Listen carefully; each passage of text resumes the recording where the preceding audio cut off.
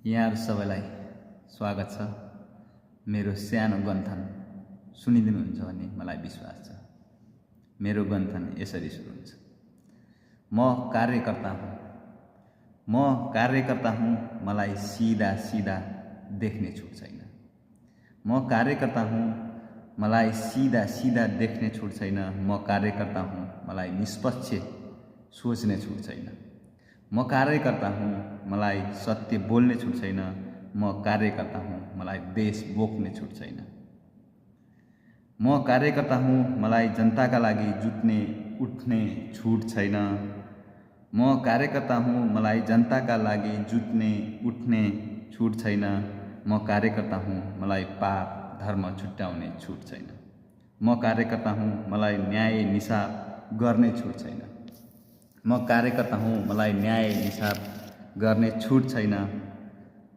साँच्चै म कार्यकर्ता हुँ, मलाई देश बोक्ने छुट छैन। साँच्चै म कार्यकर्ता हुँ, मलाई देश बोक्ने छुट छैन। जनता र देश जाए भाड़ में, जनता र देश जाए भाड़ में, बोलौं केपी बाकी जय, बोलौं केपी बाकी जय, बोलौं शेरे काका की जय, बोलौं शेरे काका की जय, बोलौं प्रचण्ड महाराज की जय। म कार्यकर्ता हुँ, मेरा नेताहरू अमर रहून्। मेरो देश रहोस् नरहोस्, मेरो दल बाँचिरहोस्, किनकि म एक कार्यकर्ता हुँ। कार्यकर्ताले यो भन्दा माथि सोच्न मिल्दैन भन्दै मेरा मन्तव्यहरू यही टुङ्ग्याउँछु। चित्त बुझेमा मम भन्नुहोस् होला। ममको अर्थ म पनि हो।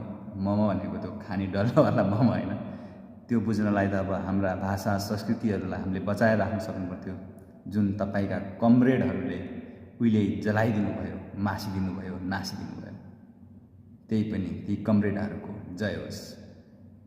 हाम्रो देश जेसुकै होस्, तपाईहरूको कमरेडहरूको जय होस्।